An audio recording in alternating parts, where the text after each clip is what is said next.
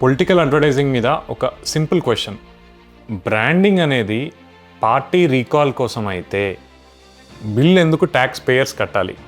తెలంగాణలో 2014 నుంచి 2018 మధ్య ఒక డేటా ప్రకారం గవర్నమెంట్ పబ్లిసిటీ అండ్ అడ్వర్టైజ్మెంట్స్ మీద అప్రాక్సిమేట్లీ 300 కోట్లు స్పెండ్ చేసింది.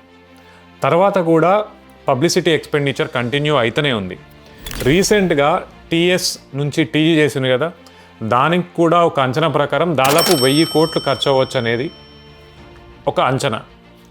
ఎగ్జాక్ట్ ఫిగర్ ఎంత అని డిబేట్ ఉండొచ్చు, కానీ ప్రిన్సిపల్ క్వశ్చన్ క్లియర్గా ఉంది. ప్రతిసారి గవర్నమెంట్ చేంజ్ అయినప్పుడు name change, logo change, board change, photos change, vehicle stickers change, ఇదంతా ఫ్రీ కాదు. తెలంగాణలో 25-26 బడ్జెట్ ఎంత? దాదాపు 3 లక్షల కోట్లు. ప్రతి రూపాయి ప్రజల డబ్బు. ఆ డబ్బు ఎక్కడ యూజ్ అవ్వాలి? హెల్త్ కోసమా, ఎడ్యుకేషన్ కోసమా, ఎంప్లాయ్మెంట్ జనరేషన్ కోసమా, వెల్ఫేర్ స్కీమ్స్ కోసమా, లేదా పబ్లిక్ విజిబిలిటీ కోసమా? బ్రాండింగ్కి పొలిటికల్ పర్పస్ ఉంది. అది పార్టీ రీకాల్ని బిల్డ్ చేస్తుంది, ఓటర్కి ఒక సిగ్నల్ ఇస్తుంది, ఏంది ఈ బెనిఫిట్ మా వల్లనే. పొలిటికల్ స్ట్రాటజీ పర్స్పెక్టివ్లో చూస్తే ఆ లాజిక్ ఉండొచ్చు, కానీ ఎకనామిక్ పర్స్పెక్టివ్లో బ్రాండింగ్ అనేది పార్టీ ఐడెంటిటీ కోసం అయితే పార్టీ ఫండ్స్ నుంచి కదా స్పెండ్ చేయాలి.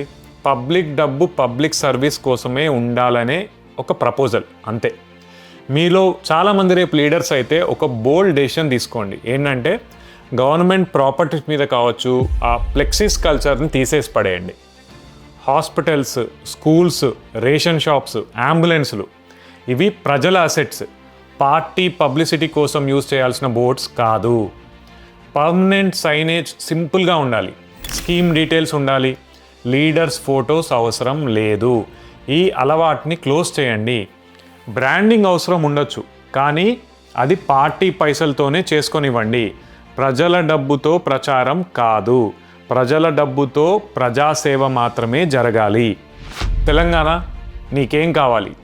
హాస్పిటల్స్లో డాక్టర్సా, స్కూల్స్లో టీచర్సా, యూత్కి జాబ్సా, లేదా లోగో రీడిజైన్ కాంట్రాక్ట్లా, ఫ్లెక్సీ ప్రింటింగ్ టెండర్సా? తెలంగాణ, నీకేం కావాలి?